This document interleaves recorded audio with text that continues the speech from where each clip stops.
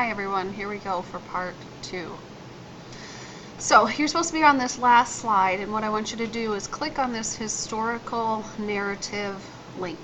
When you write a historical narrative, rather than simply describing the events, names, and dates, and presenting hard evidence, like from primary sources, use a novelistic technique to write your historical work. This link shows us how to do that. So what I want you to do is basically click on that link and then let's go through this writing workshop together. In a historical narrative, you tell about a historical event, blending facts with imagined characters and situations.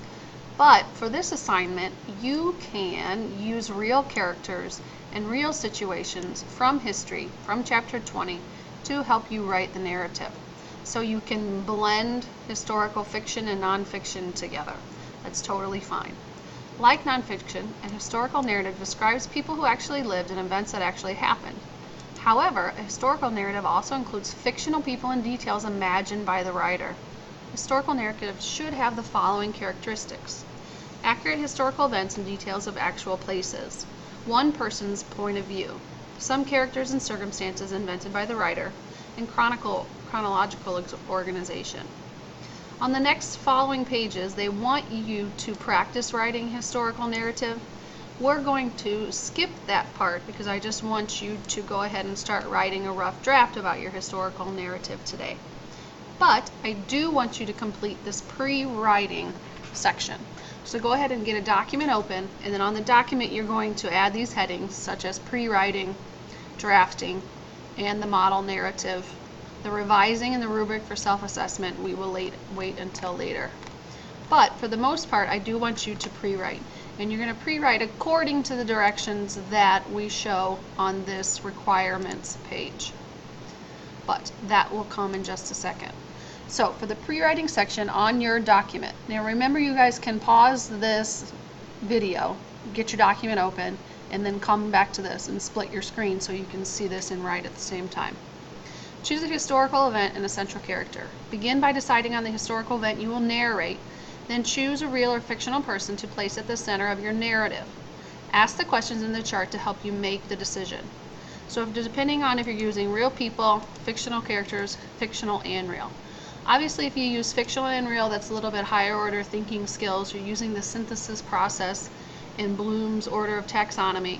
And so this would obviously be ideal.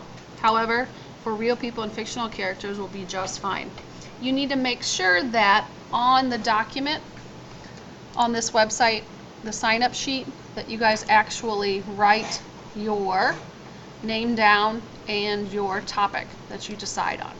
But first of all, you need to make sure that we're writing the historical event, choosing a central character, and that goes on your document that you're going to turn in. Next thing I want you to get done today is brainstorm for and research the background details of the historical event. In the requirements, it's going to tell you that you're going to have 5 historical events that you include and underline in your narrative, and then define at the end of the narrative. I want you to also basically describe central character and his or her surroundings, and then chart your narrative sequence, what is actually going to happen. Over here basically tells you a little bit more in-depth material to look at and to consider when you're doing these pre-writing steps. So let me backtrack a bit. For today, I just want you to complete on a document this pre-writing section all the way down to here.